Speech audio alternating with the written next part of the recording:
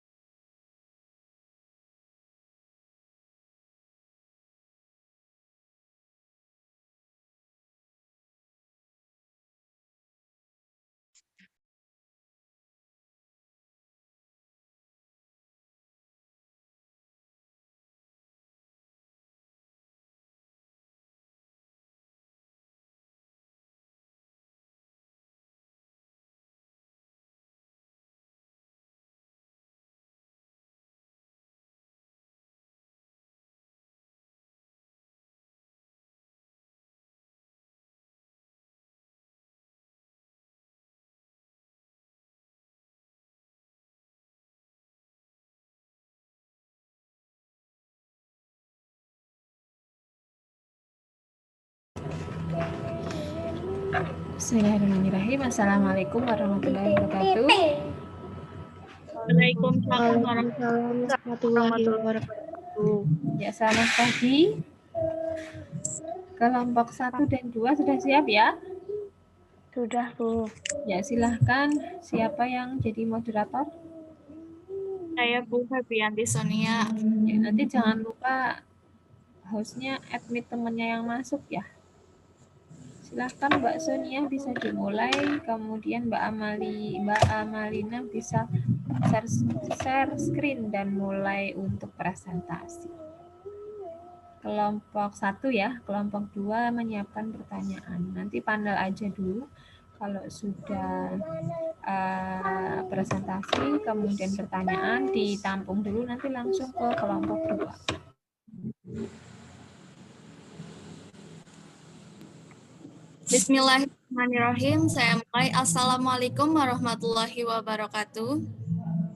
Waalaikumsalam warahmatullahi wabarakatuh. Selamat pagi, salam sehat, salam sejahtera bagi kita semua. Perkenalkan, nama saya Febrianti Sonia Gandhi. Di sini saya akan menjadi moderator jalannya presentasi pada pagi hari ini, yaitu presentasi kelompok 1 dan 2. Silahkan untuk kelompok 1 untuk share screen dan memulai presentasinya.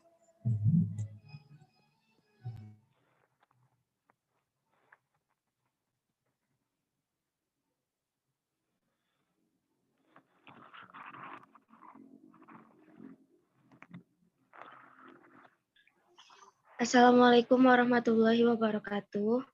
Waalaikumsalam warahmatullahi wabarakatuh. Perkenalkan, kami dari kelompok 1 akan mempresentasikan tugas kami yang berjudul Infrak Myokard, yang beranggotakan Adinda Yulia Putri, Agelina Nur Khalifah, dan Amalina Firda Tondani. Definisi infrak myokard. Infrak myokard adalah rusaknya jaringan jantung akibat suplai darah yang tidak adekuat, sehingga aliran darah koroner berkurang atau bisa disebut dengan serangan jantung. Next.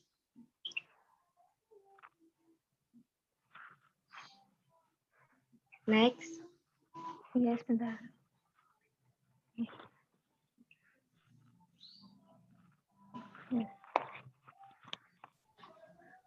Penyebab utama terjadinya serangan jantung adalah tersumbatnya pembuluh darah yang mensuplai makanan ke otot jantung yang dikenal dengan nama pembuluh darah koroner. Berikut penyebab yang umum memicu serangan jantung. Yang pertama, bangun tidur. Sebelum Anda bangun tidur, tubuh Anda sebenarnya sudah bersiap mengawali hari dengan cara menyiapkan hormon stres ke aliran darah tubuh.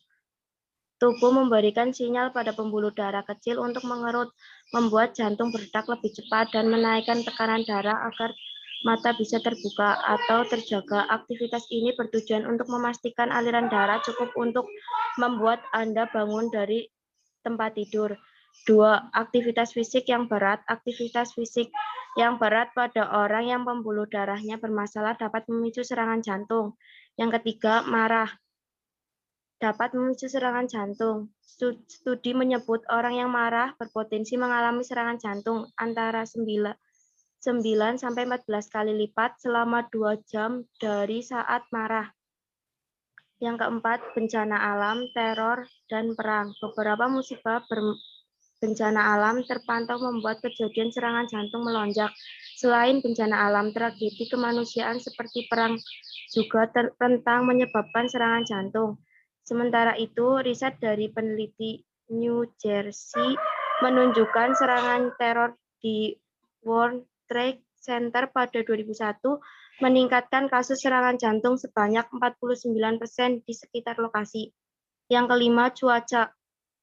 Gelombang panas yang parah dapat meningkatkan kematian terkait penyakit jantung, serta cuaca dingin juga bisa menyebabkan meningkatkan kematian terkena penyakit jantung. Yang keenam, polusi udara. Polusi udara atau polutan dapat memicu serangan jantung dan stroke. Menghirup udara yang penuh partikel berbahaya dari knalpot mobil, bus, truk, dan pabrik yang membakar bahan bakar atau generator listrik dapat memicu serangan jantung dan stroke. Yang ketujuh, infeksi. Infeksi saluran pernafasan atau merupakan pemicu kuat untuk stroke dan serangan jantung. Yang kedelapan, aktivitas seksual. Aktivitas seksual secara kilat dapat meningkatkan risiko serangan jantung. Bercinta dengan pasangan baru di lingkungan yang tidak kenal juga rentan meningkatkan risiko serangan jantung. Yang kesembilan, makanan berlebih. Makanan berat, terutama yang penuh dengan lemak, jenuh, dan karbohidrat, dapat meningkatkan risiko serangan jantung. Yang ke-10, sedih, kurang tidur, stres, pemicu lain seperti sedih, kurang stres, tekanan mental juga dapat menyebabkan serangan jantung. Orang yang kondisi pembuluh darahnya sudah bermasalah saat menonton pertandingan tim olahraga kesayangan kalah juga bisa terkena serangan jantung. Next. Tanda dan gejala. Pasien yang mengalami serangan jantung biasanya mendadak tanpa ada tanda-tanda sebelumnya. Akan tetapi, pada beberapa kasus, pasien dapat saja merasakan gejala sebelum terjadinya serangan, seperti lemas, rasa tidak nyaman di dada, gelisah, nafas pendek, mual, dan pusing. Pada saat terjadi serangan jantung, rasa nyeri di dada sangat khas dengan karakteristik sebagai berikut. Yang pertama, nyeri dada yang hebat dan tidak berkurang selama 30-60 menit. Yang kedua, lokasi nyeri dirasakan di belakang tulang dada dan seringkali menjalar ke daerah leher, bahu, rahang, dan juga lengan kiri. Yang ketiga, sensasi dada seperti tertekan, sakit, panas, atau terbakar, dan tertusuk-tusuk. Yang keempat, pada beberapa pasien dapat timbul keluhan pada ulu hati seperti kembung dan banyak gas di dalam lambung.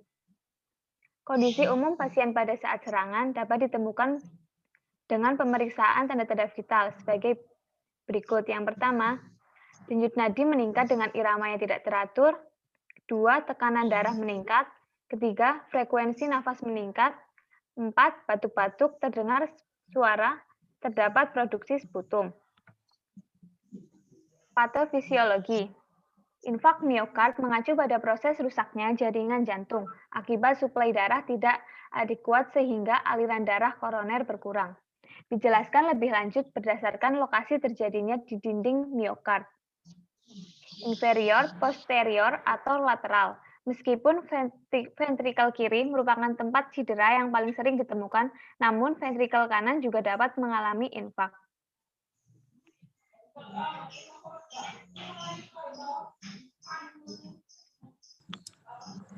Pemeriksaan penunjang.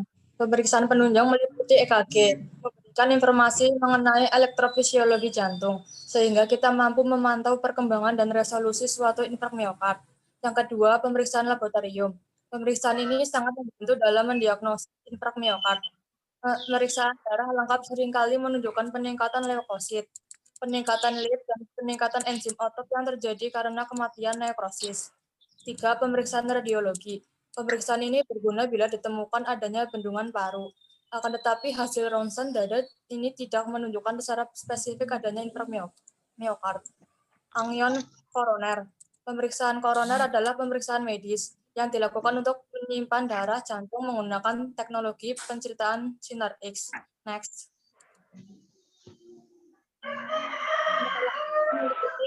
Istirahat total. 2. Diet makanan lunak atau saring serta rendah garam bila ada gagal jantung.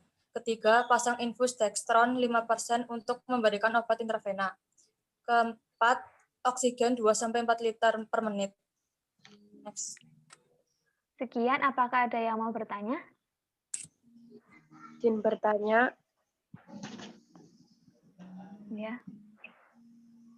Sebentar, Kalau saya ralat ya, yang bertanya bukan hanya kelompok 2, tapi semuanya yang mau nanya boleh. Sebutkan namanya lagi, sama pertanyaannya.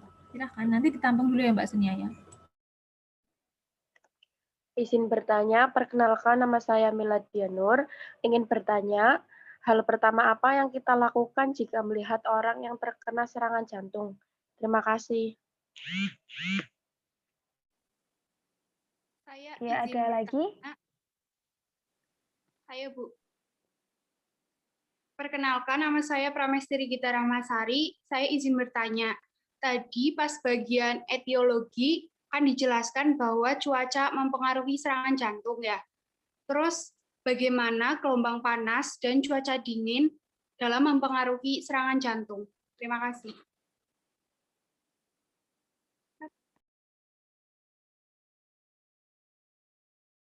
Ada lagi yang mau bertanya? Saya Aminur Rahmawati dari kelompok 2 izin bertanya. Tadi kan yang tanda gejala dan nafas pendek-pendek lah. Nafas pendek-pendek seperti apa? Terima kasih.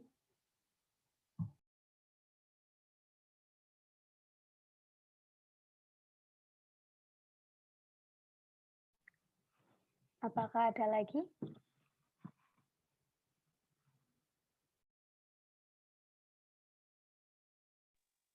Izin bertanya, nama Dwi Indri Priyana mau bertanya pada patofisiologi tadi, mengapa cedera itu paling sering terjadi di ventrikel kiri?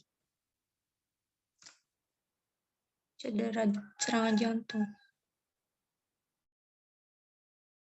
Iya, makasih. Terima kasih.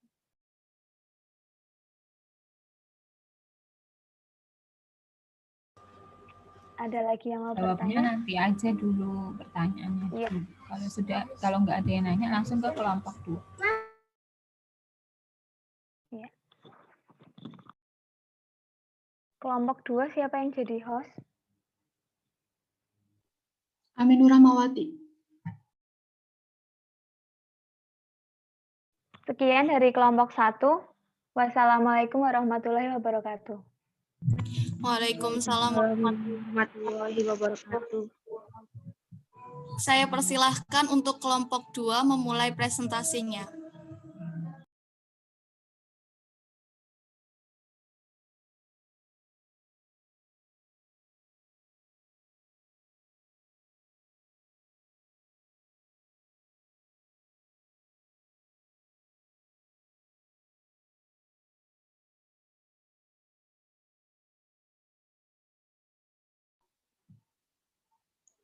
Assalamualaikum warahmatullahi wabarakatuh. Waalaikumsalam warahmatullahi wabarakatuh. Kami dari kelompok 2 ingin mempresentasikan hasil diskusi dari kelompok kami yang berjudul Angina Pectoris yang beranggotakan Aminur Rahmawati, Arisa Ella Syafira, Awaliyatun Nur Istiqomah, dan Balkil Salsabila. Selanjutnya untuk pembicara pertama, waktu dan tempat saya persilahkan.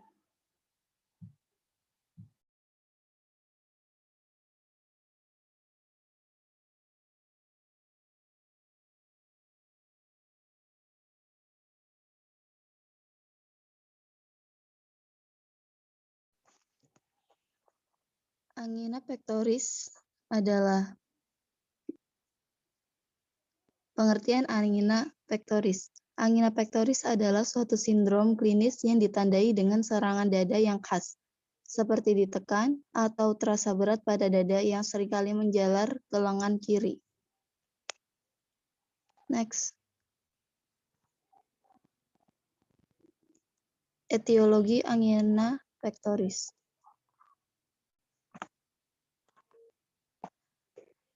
Angina pectoris paling sering disebabkan oleh penyakit jantung koroner. Penyakit jantung koroner terjadi akibat adanya penumpukan plak di arteri atau aterosklerosis. Biasanya angina merupakan akibat dari penyakit arteri koroner. Penyebab lainnya adalah 1. Aterosklerosis yang menyebabkan terjadinya obstruksi pada arteri koronaria mayor. 2. Stenosis katup aorta atau penyempitan katup aorta. 3. Regurgitasi katup aorta atau kebocoran katup aorta. Selanjutnya akan dijelaskan oleh Balkis.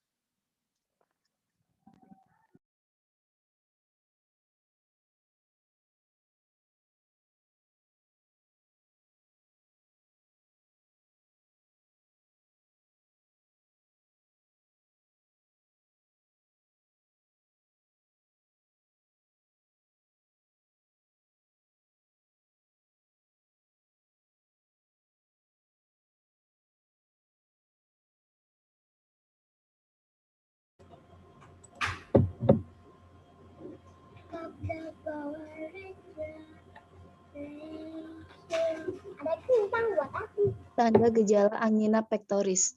Angina pectoris ditandai dengan nyeri dada seperti tertindih, terbakar, tertusuk.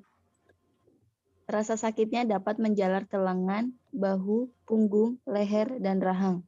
Gejala lain yang dapat menyertai rasa nyeri tersebut antara lain keringat yang muncul berlebih meski cuaca tidak panas, mual, lelah, pusing, dan sesak napas.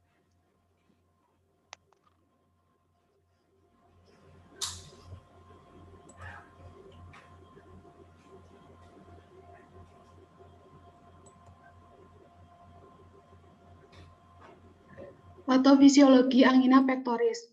Angina pectoris didasari oleh ketidakadekuatan suplai oksigen ke sel-sel miokardium yang diakibatkan karena penyempitan lumen arteri koroner atau biasa disebut dengan aterosklerosis koroner. Tidak diketahui secara pasti apa penyebab aterosklerosis, namun jelas bahwa tidak ada faktor tunggal yang bertanggung jawab atas perkembangan aterosklerosis.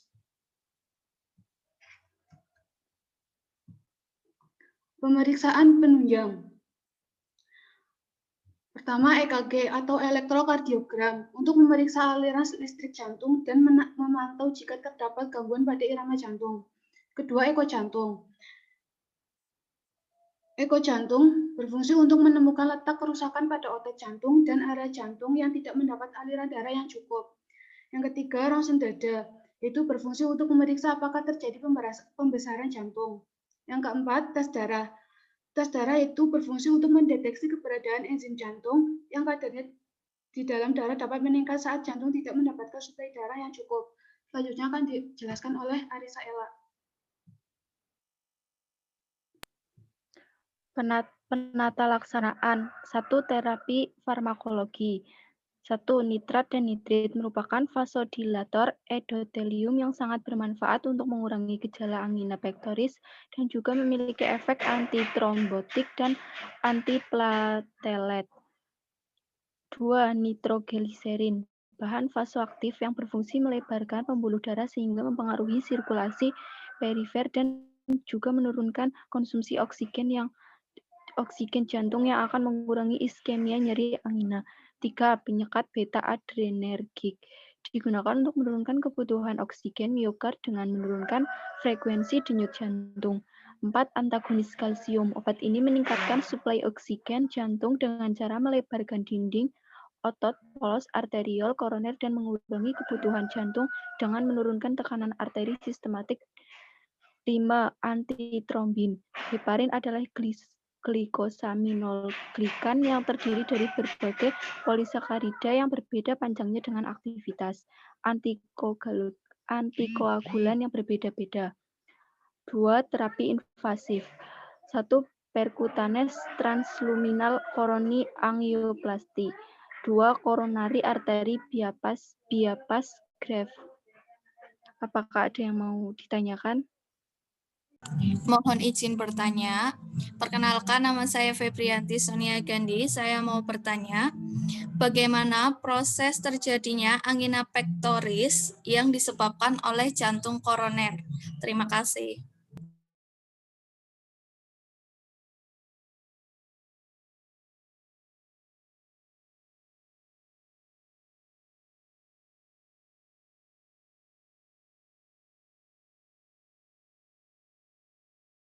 Silahkan, apakah ada yang ingin bertanya lagi?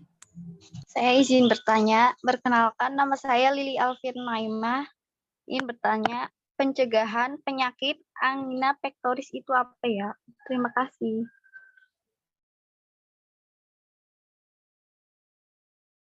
Saya Zenita Mukhtar, mohon izin bertanya.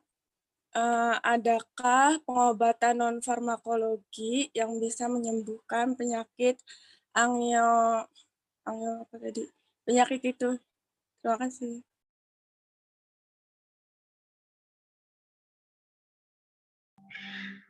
Izin bertanya.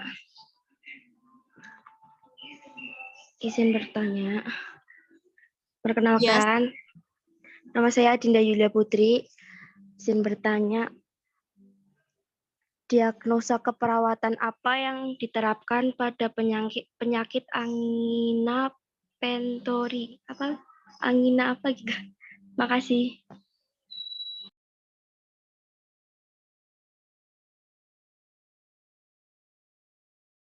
Apakah ada lagi yang ingin bertanya?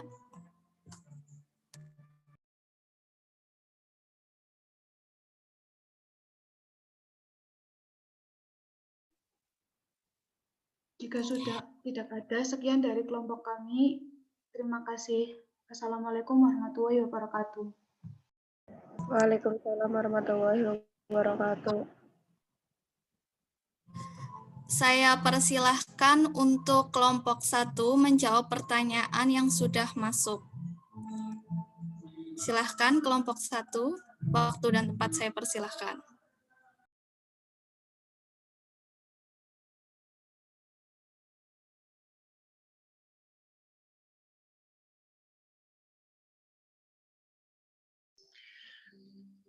Maaf, Mbak Sonia, ada yang belum kejawab gimana? Yang dijawab yang udah dulu ya? Ya, silakan dijawab. Saya akan menjawab pertanyaan dari Mbak Ami. Nafas pendek seperti apa? Nafas pendek seperti sesak nafas atau dalam dunia medis disebut sebagai dyspnea adalah kondisi ketika dada terasa sempit seperti menyempit. Contohnya seperti tidak bisa bernafas lega, dada nyeri, hingga rasa tercekik. Terima kasih. Ya, terima kasih. Apakah jawabannya sudah jelas? Sudah, terima kasih. Sama-sama.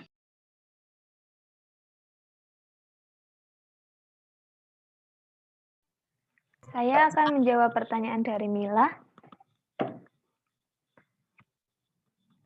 Hal pertama apa yang dilakukan apabila ada orang yang terkena serangan jantung? Yang pertama,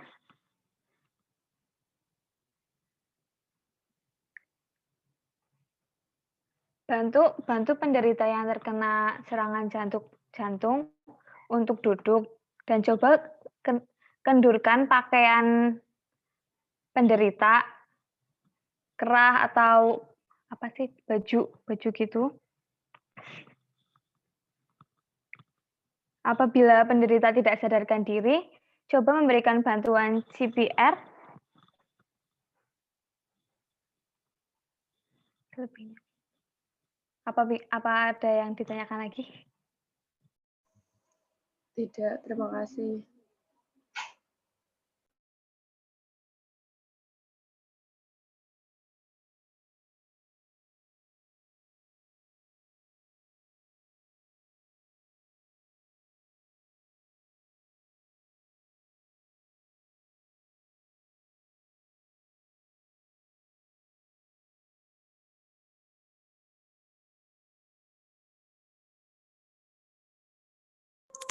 Silahkan untuk kelompok 1 menjawab pertanyaan yang belum dijawab. Maaf, Mbak Sonia belum ketemu jawabannya. Nanti.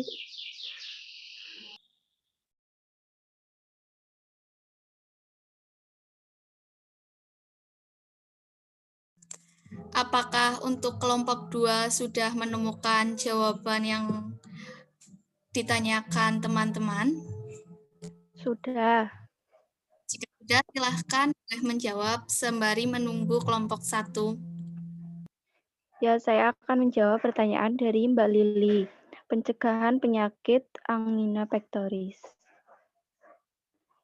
1. Berhenti merokok dan batasi konsumsi minum beralkohol. 2. Olahraga secara teratur dan jaga berat badan ideal. 3. Perbaiki pola makan dengan mengonsumsi makanan rendah lemak dan garam, buah-buahan, sayur-sayuran, dan gandum utuh. Hindari mengonsumsi makanan tinggi lemak jenuh, seperti sosis dan daging berlemak, mentega, keju, dan makanan cepat saji. 4. Mengelola stres dengan cara yang positif, bisa dengan yoga, meditasi, atau melakukan hobi yang menyenangkan. 5. Rutin periksa ke dokter jika memiliki penyakit darah tinggi atau hipertensi, kolesterol tinggi, atau hiperkolesterolemia, atau kencing manis. Terima kasih.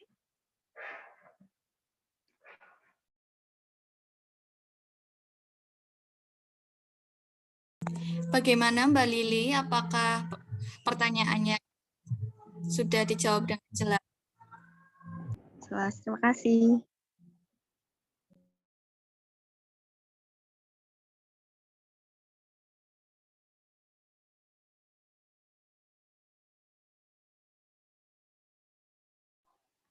Saya Aminur Rahmawati ingin menjawab pertanyaan dari Mbak Adinda, yaitu diagnosa pada penyakit angina pectoris. Yang pertama yaitu nyeri akut yang berhubungan dengan agen cedera biologis. Kedua, penurunan curah jantung yang berhubungan dengan perubahan frekuensi atau irama jantung dan konduksi elektrikal. Ketiga, ansietas yang berhubungan dengan ancaman terhadap perubahan status kesehatan saat ini. Yang keempat, kurang pengetahuan yang berhubungan dengan kurang informasi tentang penyakit jantung. Terima kasih, apakah sudah jelas? Sudah, Mbak Ami. Makasih. Ya, sama-sama.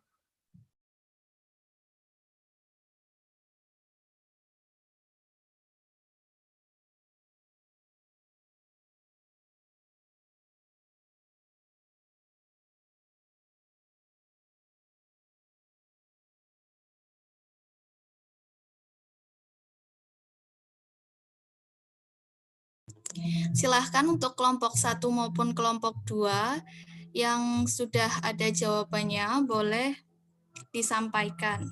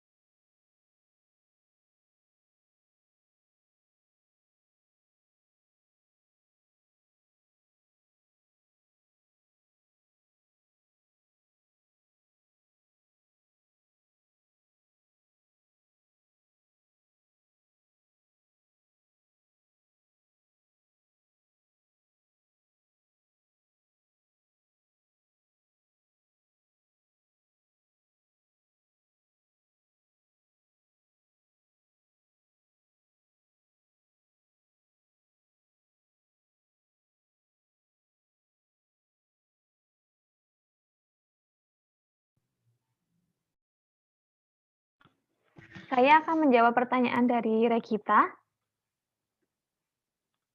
Bagaimana gelombang panas dan dingin memicu serangan jantung?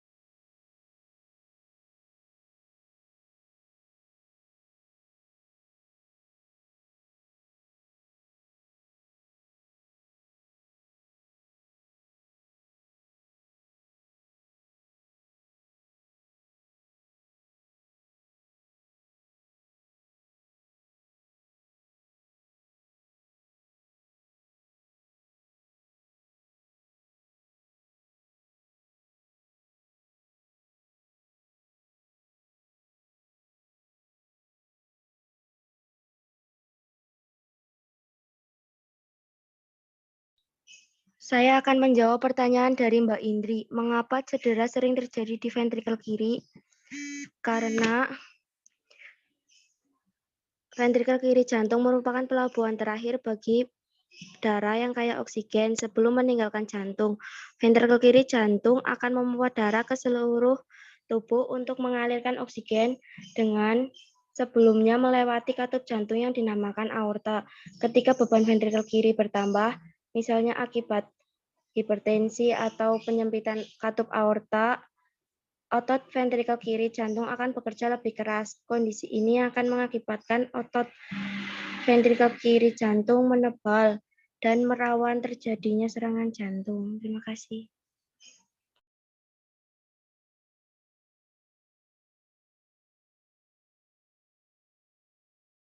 Bagaimana Mbak Indri? Apakah sudah jelas? Ya, sudah jelas. Terima kasih.